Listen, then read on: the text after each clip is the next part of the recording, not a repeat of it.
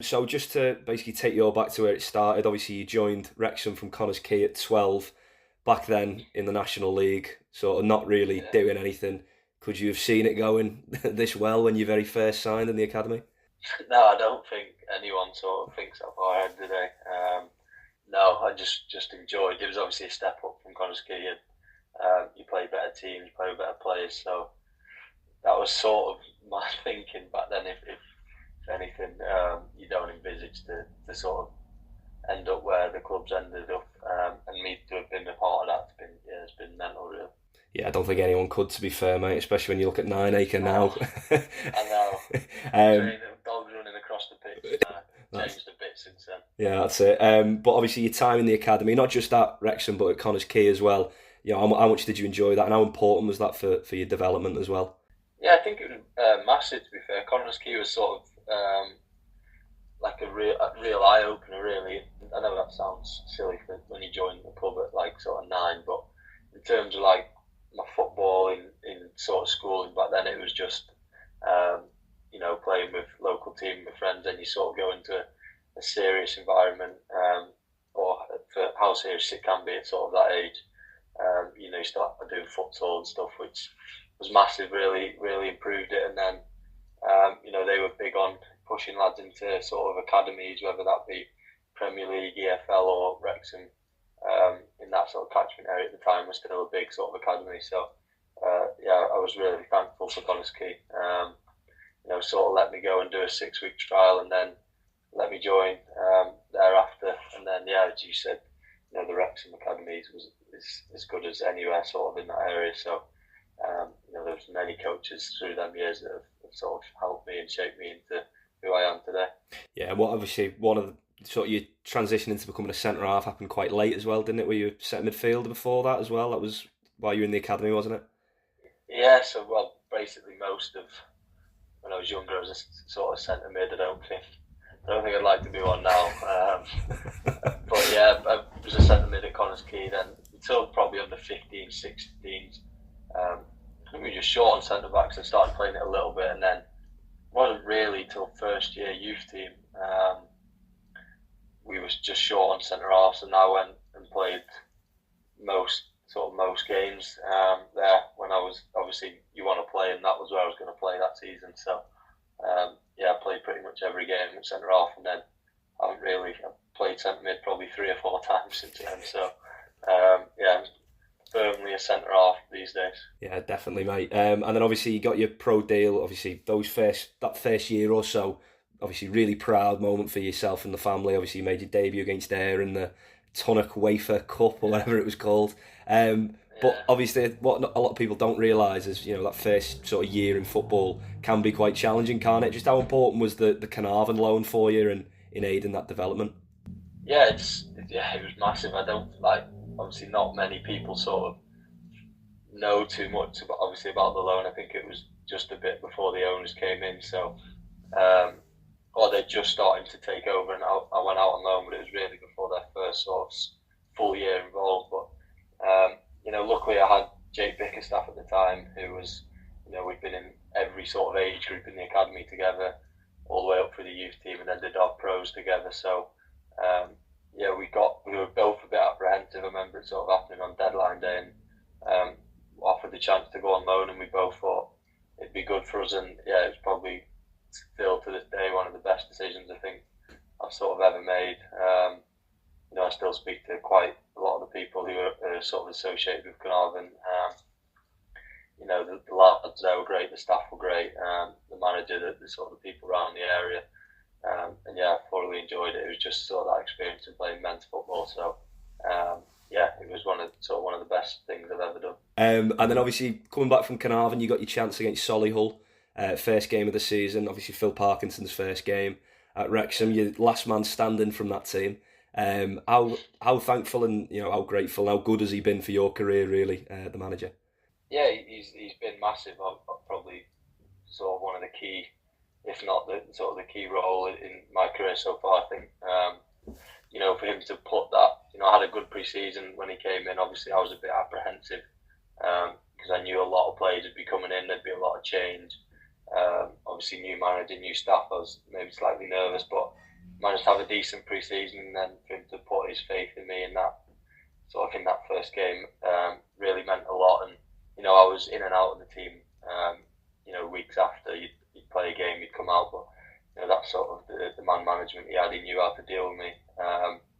And it's funny, you say it's last man standing. It's weird. Me and Ryan Barnett always laugh. He played on the opposition team that day, so we always have a bit of a joke that he played in the first game as well. Yeah, I think you've won that one just. And then obviously since then, 182 games you're on now. We'll come on to the appearance in a bit, but you've also got 12 goals in that time. That's something that you've improved on over the years.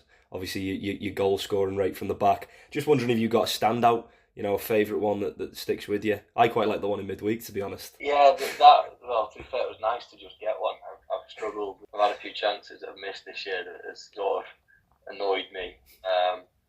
If I had a favourite, I always liked my first, even though it was, it was Gloucester at home. It didn't mean much because I think we were 3-0 up at the time. And obviously, looking back now, it's probably not the biggest game, but at the time it meant a lot. It was obviously quite a good goal. It was outside the box, sort of left foot. But if I had an actual favourite, I'd probably say maybe Mansfield away last year. Half volley edge of the box. I think it was 1-1. We ended up winning 2-1. And I don't know. I just liked the goal. Just hit it hard. It came out to me. It was sort of sat perfectly. So yeah, that's probably up there. I'd say, it's always a bit nicer when they're a winning goal as well. Yeah, definitely, mate. I remember the Gloucester one, actually, now you've mentioned it. That was it wasn't a bad finish. I didn't want to describe it as a worldie, but you can't forget your first, can you? So definitely not, mate. And then obviously, you're part of the club's most successful ever team, realistically. And from the outside, I get asked it all the time by people who obviously say about Wrexham, and they'll say, it's just because of the money and all this, but that's not really the case. It's so difficult, isn't it, to win any league in football, so to do 3 on the spin, it can't have been as seamless as it looks on the outside. No, it's sort of wanted to happen. It's easy to say, they've sort of thrown money at it, they're bound to do that, and I can sort of understand maybe a little bit that viewpoint, but I think when you're actually in it, it's so hard to win football games consistently at every league, and obviously there's been a lot of change, and to be fair to the gaffer and his staff, they deserve credit for how they've always sort of recruited and managed to keep like a core sort of value and sort of honesty at the centre of every sort of team as it's evolved. And for them to sort of keep the motivation up, in season it can be hard. We had dips, last season, I think January we had a bit of a wobble, lost a couple at home. So it's never as easy as people make out. But yeah, just to sort of been a part of them 3 in a row has been sort of a real honour and a privilege. Hopefully there's maybe another promotion to come at some point. Yeah, hopefully, mate. Fingers crossed. And within that, those 3 back-to-backs, you said an honour and a privilege, which obviously I know how much you care about the club and stuff. Being an academy graduate, that relationship with the fans, being a part of this period, that must have obviously blossomed even more. But that must be pretty special as well. With the connection you've got with those guys. Yeah, obviously you sort of know how sort of mad and honest they are. I think that they're some of the best fans. You can come across really, not only just from how they support now, but what they've done in the past as well. I think, a lot of outside noise sort of neglect the fairy tale sort of thing, but, for the fan to have saved the club all them years ago and well, the club was on its knees almost, it was hours away from going bust, and then for them to, rally around as they did, save the club, and then for the club to have grown and be where it is now is a real sort of story. And the fans, they travel everywhere and always have done in their numbers. I've sort of been lucky enough to have the support of them ever since I made my debut, and sort of always been grateful for that, and you never take that sort of backing and relationship for granted. Yeah, definitely, mate. And then obviously just on the appearance front, recently passed Paul Mullen, obviously as the most capped player for Wrexham since the takeover. You've also captained the side on occasion. You must be so proud of, I know that obviously football is just about the next game, But when you do look back at what you've achieved so far, and obviously plenty more to come, you must be so proud of what you've done at the club to now. Yeah, it's sort of like a weird sort of feeling. Really, I could maybe end of the season or when you retire, look back on things like that. But yeah, obviously to sort of be the most caps since Gaffer took over, I think obviously that's again something that I'm grateful to him for. Tried to have sort of a consistent level over the last few years, and it's been harder and harder as we've gone up to try and adapt and keep raising sort of my level and performance. But him and his staff have sort of shown a constant faith and trust. I like to think I've sort of repaid them a little bit. So yeah, that was nice for that to happen. And yeah, as you said, it's just been sort of a privilege to really be a part of the last few years. And just on that adaptation to the levels, how have you found that? Because I mean, it's a big jump between National League and the Championship, but you've made it look really easy. Just how has that been? Has it been more physical, less physical, quicker? What's it been like? Yeah, it has been tough, to be fair. I think it's sort of always that sort of bit of the unknown when you go into a new division, and you obviously lean on advice of teammates who have played in that level, and they sort of give you tips and stuff, and you take their word as well. But yeah, it's certainly quicker, stronger. You get punished more for being sort of making little mistakes, whether that's on the ball or even off the ball in your shape and stuff. You're playing in the Championship teams who are in the Premier League last year, and players that are coming down from the Premier League maybe, sort of back into their career or even just, come down a level. So, yeah, it's certainly much sharper and quicker. But, being around better players has helped certainly as well, make me a better player. So you just try and sort of lean on others and watch what other people do and try and add bits from their game into mine. Just on your sort of future ambitions, I know obviously you're unfortunately a big Liverpool fan, but hopefully you're a Wrexham fan now. But where do you see sort of like what are your ambitions? Obviously, I assume Premier League with Wrexham is the first and foremost, but also in terms of international. I mean, are you eligible for Wales, or is England the ambition? Where do you want your career to go with? To be fair, I haven't really ever looked too far. I don't.